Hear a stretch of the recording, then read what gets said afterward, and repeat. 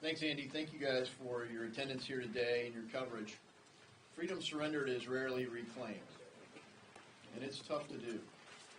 People have worked for a decade to fix this law that when it was launched, Americans were cautioned it's going to be abused, and sure enough, it has been abused. To this date, no one's really been held accountable for that abuse.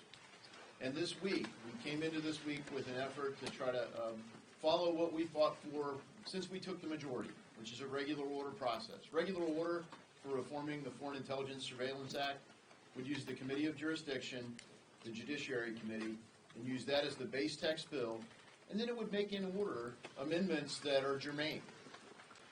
But last week, we got word that there was an effort to go with the Intel bill or some other product. And why is that important? Well, that's not the regular order, and it's also completely at odds. Let's understand here, the coalition on this reform effort is not your traditional fight that you guys are used to covering, where it's Republicans versus Democrats.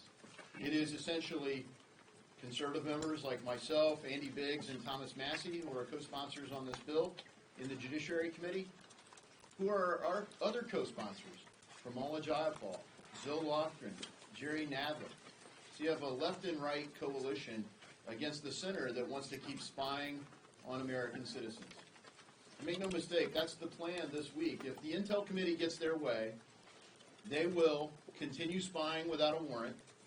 They will keep buying your data so that they don't have to get a warrant. They will spy on your Wi-Fi hotspots. You go to McDonald's or Starbucks, they're not looking for foreigners, they're looking for you. They will add new ways to do more spying. They'll sprinkle in a little bit of reform, and they will claim to have reformed FISA. And if you expand it, I can say you will have reformed it. That's not the reform that we promised the American people. That's not the reform that the people expect. They expect that the Fourth Amendment means what it says, that the United States citizen has a reasonable expectation of privacy. It's not secrecy. It can be found out. There's a process. Due process says you get a warrant. That's what the Judiciary Bill requires. It requires a warrant. And it says that you can't bypass the obligation to get a warrant by just buying the data and pretending that you complied with the law. It shuts that off. The Judiciary Bill shuts that off. The Judiciary Bill doesn't allow extra ways to do more spying, whether it's Wi-Fi hotspots or new words added to it. Frankly, it provides meaningful accountability and narrows the scope of the ways the government can spy on you. I say again, freedom surrendered is rarely reclaimed. We have that opportunity this week. We need our Speaker and our Rules Committee to do the right thing. Now, it's not going to be perfect because the base text has already been published. We should be using the Judiciary Bill as the base text. But at this point, as weak as the base text is, it can be made right if we have all the relevant questions asked.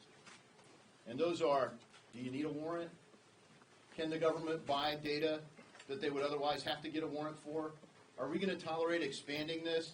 Or are we going to do what the Constitution obligates us to do and protect the privacy rights of our constituents, the citizens of this great country? I hope we do the right thing. That's the only way this bill should pass. And I urge all of our colleagues to do just that. I'd like to turn this over to Scott Perry, my colleague from Pennsylvania, who's experienced the flaws of this system firsthand.